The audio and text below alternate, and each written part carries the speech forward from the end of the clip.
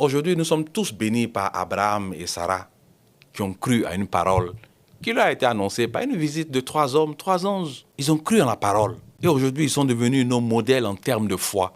Et nous faisons tous partie aujourd'hui de la postérité d'Abraham. Quel privilège de faire partie de la postérité d'un tel homme et d'une telle femme, des personnes avec une foi inébranlable, qui ont saisi une parole qui a été annoncée sur eux. Servir notre Dieu dans ces temps de la fin n'est pas une chose facile, n'est pas une chose aisée, mais notre Dieu veille sur chacun d'entre nous. Une parole prophétique vous sera annoncée, qui que vous soyez, quel que soit le lieu où vous êtes.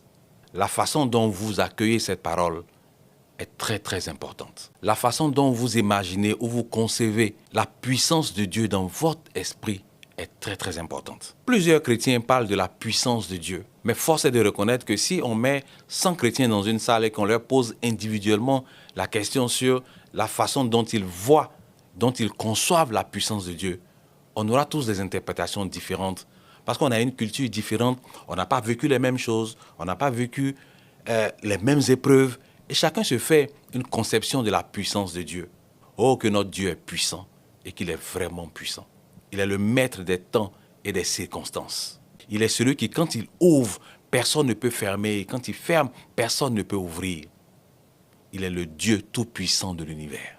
Il faut que nous alignions notre conception de la puissance de notre Dieu sur ce que la Bible dit de lui. Il est un Dieu redoutable. Il est un Dieu de grâce. Il est un Dieu qui bénit.